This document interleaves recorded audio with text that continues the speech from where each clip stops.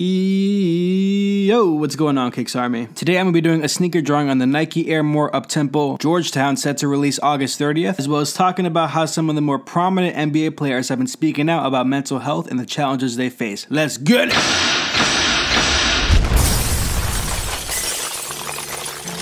Now, in case you guys didn't already know, which I'm sure most of you guys already know, but in case you didn't, this stencil along with many others are available over my website, KicksArt.com. There are well over 100 different stencils on the site, all of which are completely free. And by the way, one of these days I'm going to start counting how many stencils I actually do have, just because I actually want to keep the record for myself. I'm curious to know. And let's say there's that one-off chance where there's a stencil that you really want to see on the website and it's not actually on the website. Guess what you can do? You can go ahead and you can contact me through the contact tab. You can send in your request and I'll get back to you as soon as I can. And don't forget, if you're new to the channel and you enjoy these types of videos, make sure you hit that subscribe button and bounce past that bell to get post notifications. Now, a lot of the major sneaker news outlets are calling this colorway the Georgetown colorway because, well, it has the Georgetown colors all over it. It's got that cool gray, it's got the midnight navy going, and it's got some accents of white on the sneaker as well. The sneaker is set to release August 30th for 160 bucks retail. And even though I do personally like the colorway, I think also the Uptempo is just a really clean sneaker altogether. It's actually one of those sneakers that I absolutely hated in the beginning, but over time they just kind of grew on me. And even though with this colorway I do like it, even if I did have the opportunity to buy it, which I don't, I probably wouldn't buy it anyway just because I don't really have anything to really go with this sneaker. Like, just based on the kind of clothes I have in my wardrobe, it wouldn't really work out too well, even though sneakers are kind of something that you can differentiate from your style.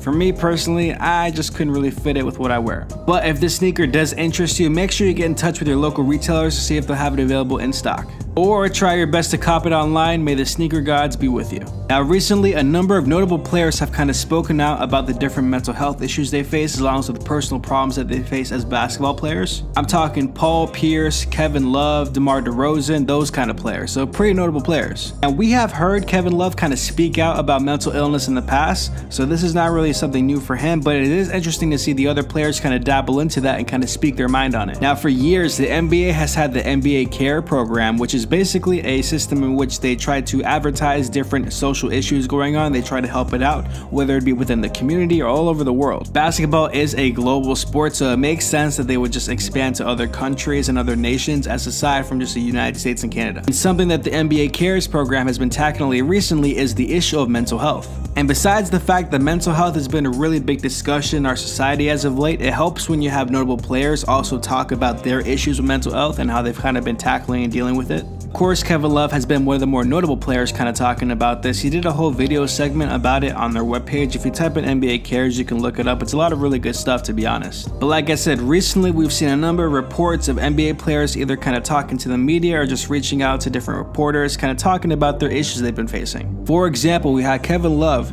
and this is given to us by Jackie McMullen, I believe I'm saying that right, which he said, "I kept telling myself I don't need any help. I'm successful. I've gotten this far. I've got the best friends in the world, but the truth was, there was still a lot that made me unhappy." We also had Paul Pierce speak to Jackie, and he was kind of admitting that he'd been battling depression ever since he had a stabbing incident in 2000. He said, quote, "I was stabbed 11 times. I felt like I was trapped in a box. I couldn't go nowhere. I battled depression for a year. The only thing that saved me was basketball." And then we got one more quote from DeMar DeRozan. He said, quote, "People say, what are you depressed about? You can buy anything you want. I wish everyone in the world was rich so they would realize that money isn't everything." And these are all really, really interesting quotes. And the part that I love about it the most is that they're real. I honestly believe these are genuine emotions and thoughts and ideas that these players are sharing with us. I personally love it when we can kind of see into the mindset of the players, not just in a basketball perspective, but in a human perspective. I think it's just another way that we as spectators can really feel close to the game, because while these people are basically superheroes on the court, they are humans as well. We cannot forget about that. Now, instinctively, some of the comments that might be made towards these players, and DeMar DeRozan kind of brought this up too, it's like, you guys are making millions of dollars. Kevin Love just signed a $100 million deal. What is there anything in this world that you could possibly want want to complain about. And one thing I want to kind of point out too, and it took me a while to realize this as well, so I don't blame you guys if you don't understand this, but pain is relative. Perfect example, you could flick somebody who's like really scrawny, doesn't really work out too much, on the shoulder really hard, and they might feel it a little bit, it might hurt. You flick somebody else who's like a bodybuilder who naturally builds up their body mass and their muscles so they can take a lot of damage, and you flick them and it won't really bother them at all. It might annoy them, it might be like, hey, why are you flicking me? But aside from that, it won't really matter. That's just one basic example. All of our experiences that we face in life, all the trials and tribulations we've gone through, and when you have more money, you by default will have a lot more problems. So while you might not have the problems of, let's say, not being able to pay for medical insurance, or like if something tragic happens to a family member and they need money, you can cover them, you do have a whole nother set of problems that the average human being just doesn't have. On top of that, not only are you rich, you are a public figure. These NBA players are way more popular than these football players, because with football you have the mask, you have the uniform, you're pretty much concealed until you take it off. With basketball, we can see the players as a player and we can see their emotions. We get into them with the media all the time. We can hear what their thoughts are. We can be very connected to these players. Everybody goes through problems. Everybody hurts. Everybody has their own demons that they're fighting within themselves. And it shouldn't lesser your value as a human being, or it shouldn't diminish your worth if you have those problems and you're willing to mention it. Asking for guidance is not showing weakness. Showing your flaws does not make you lesser of a person. If anything, I think it makes it more relatable, it makes it more understandable, and it really shows that, like everybody else, you have your own set of problems, and it might be different, but they're still valid. Like, we'll take me for example. As far as I know, I don't think I've ever had any mental problems. Like, I've never had depression or anxiety or anything like that.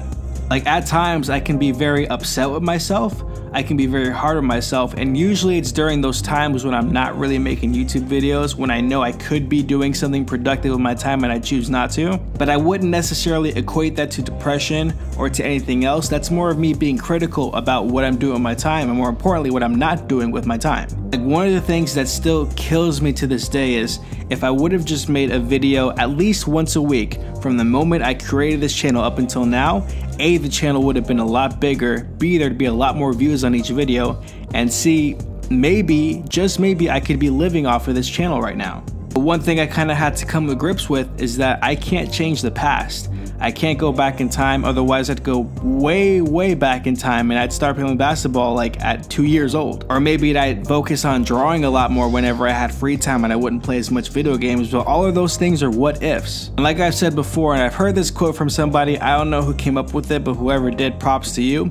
If was a fifth, we'd all be drunk. I know for me personally, I cannot live my life thinking about what if. All I can think about is I have to do whatever it is I have to do to make sure that I use my time wisely, so that way when I go to sleep, I felt like I did what I could have done for that day. And even then, like, I have so many ideas in my head, there's no way that I can have enough time to do everything that I want to in a day. And that's okay. The point is that I tried every day, whether it be a little bit or a lot. And it's the act of trying each and every day, trying to get a little bit better, trying to be a little bit more focused. And don't get me wrong, some days I slip, but I get back up. And yes, it's hard sometimes. Sometimes when I slip and I fall and I don't want to make a video, and a week goes by and I still don't want to make a video, it sucks knowing that there's people leaving me comments, I keep getting notifications and they want to see more videos, but I don't want to. Yes, those times suck. Trust me, they do. And like right now, like, it takes about at least 3 hours out of my day to not only edit and upload a video, but to take care of all the social media branding that goes with it. And even then, I still have to do a lot more research on the different social media platforms. That's a lot of time out of my day that's taken away from, honestly, my schoolwork. But at least in this very moment of my life, I know that if I don't do these videos, I won't go to sleep easy. I'll feel guilty, I feel like I'm holding out. Basically, I feel like I just wasted my day if I don't upload a video at this point. Which could be considered like a dangerous mindset to have, but at the same time, when I upload the video, it gives me peace because it's physical proof that I worked this day to achieve something, even if it's small. Like 100 or 200 views per video isn't a lot, but if you take 200 people and you put them in a room, that room fills up real quick. And I know deep down inside, if I just keep up with it, all of this will pay off in no time. And when I say no time, it could be a few years, but still, it's the process that I have to learn to fall in love with. And I think that was the biggest problem with me for a long time. And I'm not necessarily in love with the process now, but I'm getting there each and every day. So even though your problems might differ from mine, your problems might differ from like Kevin Love's or something like that, your problems are still valid too. And while I'm definitely not a psychiatrist, I don't always have the best advice. In fact, most of the time I don't have the best advice, let's be real. I can leave you guys with one quote that for me personally has really helped me a lot over the years. I don't know who came up with this quote, I just know I got it from one of Eric Thomas's talks. And it goes something like this, I'm gonna paraphrase, but he basically said, "Pain is temporary. It can last a minute, an hour, a day, or even a year, but eventually it will subside and something else will take its place. But if I quit, however, then it will last forever." I can't tell you guys how many times that quote has helped me just push through whatever I was going through. It's helped me a lot, and maybe, just maybe, it'll help you too. Guys, leave a comment down below letting me know what you think of today's video and what you guys think of this whole discussion about mental illness and how it affected these NBA players and maybe how it affected you as well. But that's going to do it for today's video. If you guys enjoyed the video, leave a like. If you are new to the channel, hit that subscribe button and bounce past that bell to get post notifications. Don't forget to check out KicksArt.com for all your sneaker stencil needs. Check out a bunch of the other awesome videos on the channel, and I will see you guys tomorrow. Yay!